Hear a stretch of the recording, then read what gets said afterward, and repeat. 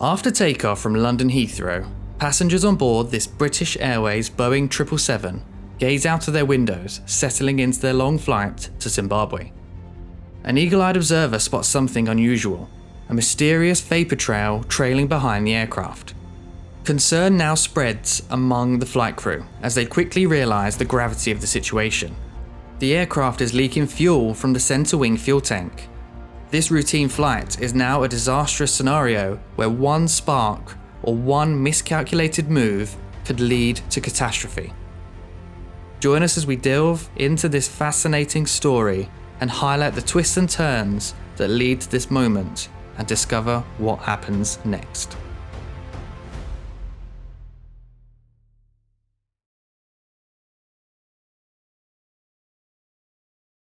On the 10th of June 2004, this British Airways Boeing 777 was scheduled for a flight from London Heathrow to Zimbabwe.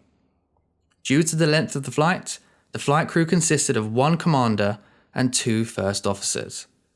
The extra first officer was rostered to allow the pilots in-flight rest due to the length of the duty period.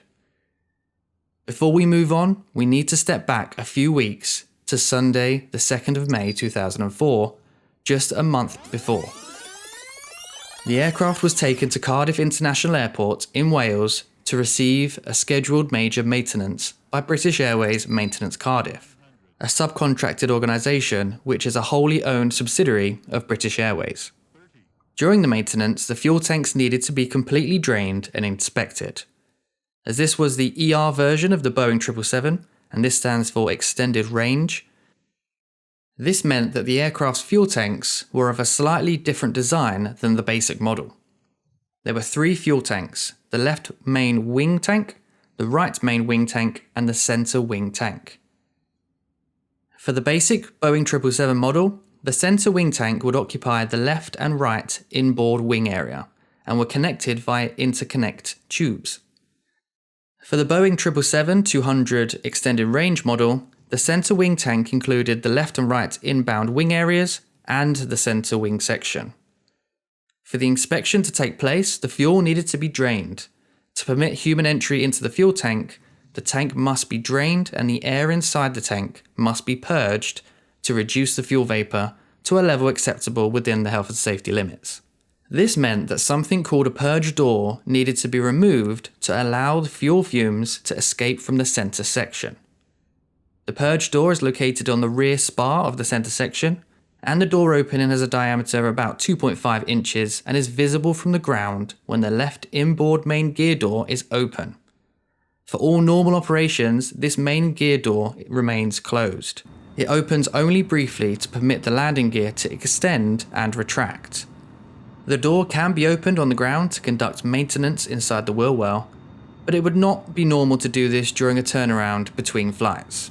When the inboard main gear door is closed, the purge door is not visible from ground level, and this is an important point for later in this video. All work undertaken was carried out in accordance with the aircraft maintenance manual. However, when it came to the procedure for purging the centre wing tank, there was no mention of the purge door. There was, however, a separate standalone procedure that detailed the actions for the removal and installation of this door, although this procedure was not cross-referenced in the maintenance manual. During this inspection, fuel access doors and the purge door were removed, with the purge door being secured to the aircraft via a lanyard.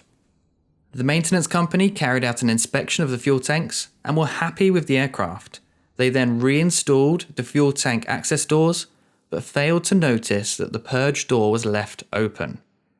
Before certifying the aircraft, they carried out a fuel leak check. The fuel leak check was done by filling the tank up with just under 31,000 kilograms of fuel to leak check the 7 centre wing tank access doors. However, the purge door is at a higher level in the tank. This meant that fuel never reached the level that could escape through the purge door. And the purge door was also not mentioned anywhere in this procedure. One final point on the maintenance of this aircraft was that the maintenance company would use job cards to keep track of the work that had already taken place or was still required. The cards contained boxes for production staff to stamp, with each box having a stamp for completion of the task, and the adjacent box was stamped to certify that the task was completed correctly. There was a job card created entitled Drain and Purge Centre Fuel Tanks, but this job referenced the aircraft maintenance manual's fuel tank draining procedure, as well as the purging and fuel tank entry procedure. But it did not reference the purge door removal procedure, nor was a job card created when the purge door was initially removed. I know this seems like a lot of information about maintenance of the aircraft, but is all very relevant to the incident that we're about to witness. So after 8 days with the maintenance organisation, the aircraft was certified and departed back to London Heathrow on Monday the 10th of May 2004. 1 month later, we arrive at the incident date of the 10th of June 2004, and as mentioned earlier, due to the length of the flight, an extra first officer was added to the flight crew.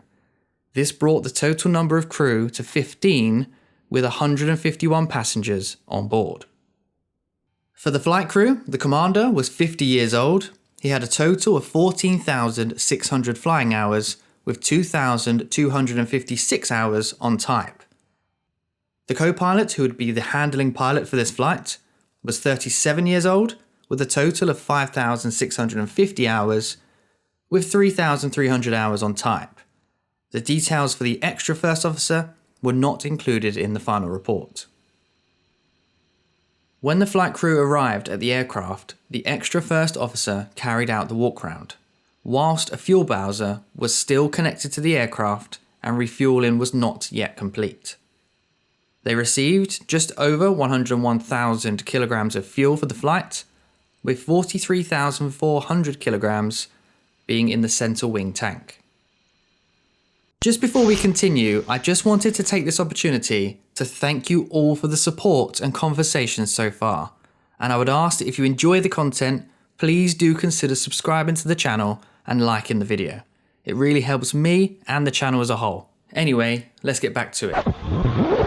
Following the boarding of the passengers, the engines were started, and with the first officer at the controls, they taxied the aircraft to runway 27 left, planning on flying a Midhurst 3 Golf standard instrument departure.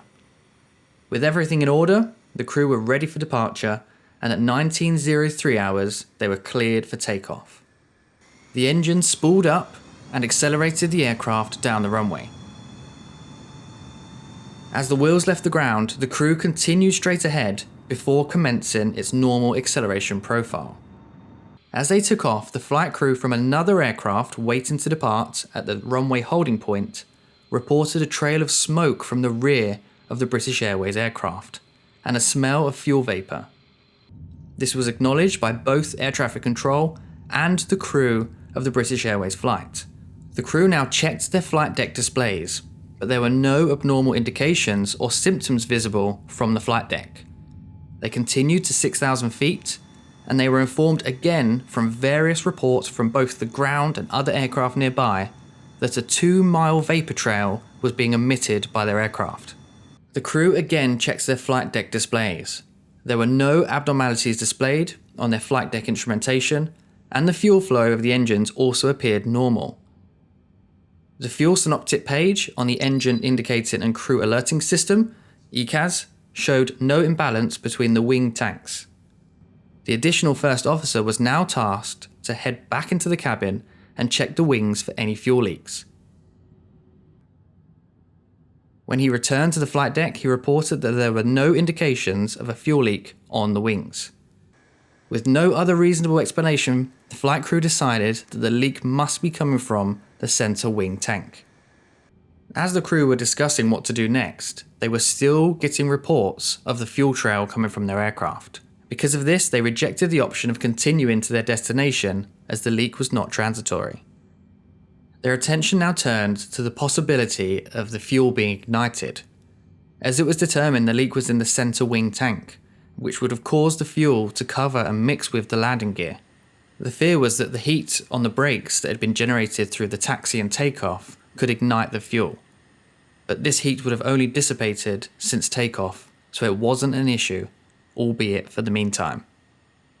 With this in mind, the decision was made to return to London Heathrow.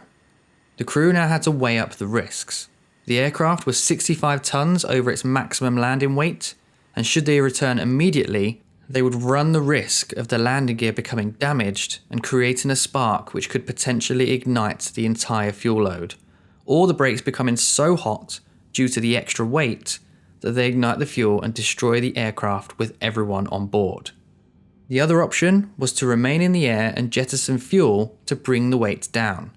This brought its own set of risks. Remaining in the air longer than it was required increased the chances of the fuel igniting on the many electrical elements live on the aircraft. The pilots decided that the best course of action was to reduce the weight and fuel load of the aircraft before returning to London Heathrow. With the fuel levels being closely monitored, they declared an emergency and informed air traffic control of their intentions. They were then transferred to a discrete frequency and directed south over the sea to jettison fuel. As they entered a holding pattern over the sea, the crew now discussed their best options for an approach. As they were aware, fuel was most likely completely covering the landing gear and brakes, so it was essential to keep the brakes as cool as possible. They decided to set the auto brake system to auto brake 1, the lowest setting available, as this would minimize the wheel brake temperatures. This did, however, increase the length of runway required to stop. Runway 27 left at London Heathrow gave them a landing distance available of 3,658 metres. When the crew calculated the minimum landing distance required, with their anticipated weight, the weather conditions, flaps 30 and auto brake 1, they required 2,527 metres as a minimum. This gave them an additional 1,000 metres to really draw out the landing run and keep those brakes as cool as possible. With their plan set, they informed the cabin crew, and then the passengers were briefed on the situation. After 24 minutes in the hold jettisoning fuel, the centre wing tank now had only 4,000 kilograms of fuel remaining. They informed air traffic control that they were ready for their approach using the instrument landing system on runway 27 left. Air traffic control informed them that the runway was theirs and the airfield fire and rescue was ready and waiting and would follow them down and meet them when they'd stopped. The weather was still favourable and they set themselves up for an approach, intercepting the glide slope and beginning their descent to the ground. The tension was felt throughout the cabin and with the people on the ground as they descended quietly towards their touchdown point. The pilots reduced the speed to as close to their landing reference speed as possible and used maximum flaps to increase the drag on the aircraft. Shortly after, they then touched down on the runway and the auto brake system sprung into life, lightly reducing the aircraft's speed as slowly as possible, within the runway length available.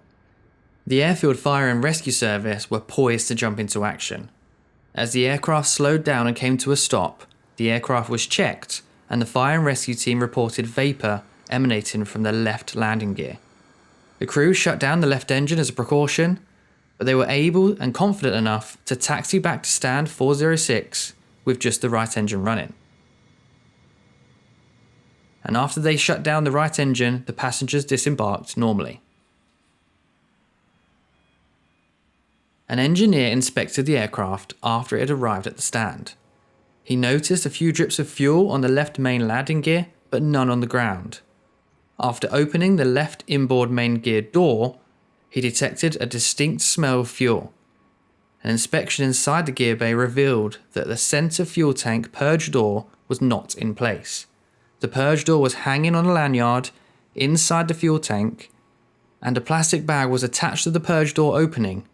The bag contained fuel and the screws that would normally hold the purge door in place. But why was it only now that this became an issue? We know that an entire month before, the door was left open. The open purge door was not detected between the aircraft's return to service and the incident flight on the 10th of June 2004 because the open door was not visible from the ground, as we know, and the aircraft's fuel loads had been insufficient to create a leak. Between the maintenance and the incident flight, the highest centre wing tank fuel level was 26,800 kilograms, which would not have been sufficient to slosh out of the open purge door onto the ground or during a normal flight. For this incident flight, the centre wing tank was filled up to 43,400 kilograms, which would have reached a level in the tank just below the purge door opening. Therefore, despite the open purge door, no fuel would have leaked out from the center wing tank during the refueling. During the acceleration of the takeoff roll, the fuel from the center wing tank would have migrated towards the rear of the tank, potentially causing some of the fuel to spill out. The fact that the crew of the aircraft waiting at the holding point reported smelling fuel vapour indicates that fuel probably did leak out of the purge door during the takeoff roll. It was during the aircraft's takeoff rotation and climb out that the aircraft's positive pitch angle would have caused more fuel to spill out of that hole and create the trail that was observed by all the other aircraft and people on the ground. When they investigated the possibility of the brakes igniting the fuel, they determined that the brakes in the wheel well, had they been hot, could also provide a potential ignition source, although normally brake temperatures would be moderate after takeoff. However, had the crew decided to initiate an immediate turn back and landed above the maximum landing weight, the brakes, then possibly coated in fuel, would have become extremely hot and would have most likely ignited the fuel. The crew correctly assessed the situation and decided to jettison fuel first, meaning that by the time the aircraft returned for landing, the fuel level in the center wing tank was sufficiently below the purge door for the leak to have stopped. The investigation then focused on how the purge door was allowed to remain open. They discovered several errors in the Boeing 777 aircraft maintenance manuals. Some of these were that the rear spar inspection diagram incorrectly depicted the area to be inspected. This meant that the maintenance crew were looking in a different place and would not have seen the purge door open. But it also meant that the rear spar was not checked and inspected correctly. As we mentioned earlier with the fuel leak check, the fuel quantity required to leak check the purge door was incorrect. It stated 32,000 kilograms was required when the actual number was over 43,000 kilograms. For the safety recommendations, they mostly revolved around the maintenance procedures involved in this incident, with the main one being that British Airways Maintenance Cardiff should actively encourage staff to raise problems with procedures in job cards and in the aircraft maintenance manuals, and to take prompt action to remedy the problems and provide subsequent feedback. Following the recommendations, there were many safety actions taken by British Airways Maintenance Cardiff, Boeing, British Airways and the CAA. For the maintenance organisation, they introduced a new procedure entitled Identification and Storage of Temporary Removed Parts. This included how to handle parts that had to be tethered to the aircraft. It stated, when complete removal of a tethered panel is impracticable or not desired, then a 6-foot minimum length hazard tape must be securely attached to the panel, such as to highlight the area where the panel is located. For Boeing, they included many revisions to the 777 aircraft maintenance manual and task cards, some of which included the leak check fuel quantity, which changed from 32,000 kilograms or 70,000 pounds to 52,163 kilograms or 115,000 pounds. They also amended the rear spar diagram with a report entitled Wing Center Section Rear Spar Inspection Discrepancy. This highlighted the incorrect rear spar inspection diagram of the aircraft maintenance manual and corrected it. They also decided to include the use of remove before flight streamers when the purge door was removed. And finally, British Airways carried out a leak check on all of their 777 and 747 fleets using a full fuel load, and no links were found on any of the fleet. I hope you found this video interesting. It's amazing to see how something so simple can lead to a major disaster, or could have led to a major disaster. But calm, professional actions can negate many of the negative outcomes and provide a safer environment for everyone. As I said earlier, please do consider subscribing to the channel for more videos like this one. Thank you for watching, and as always, I'll see you in the next one.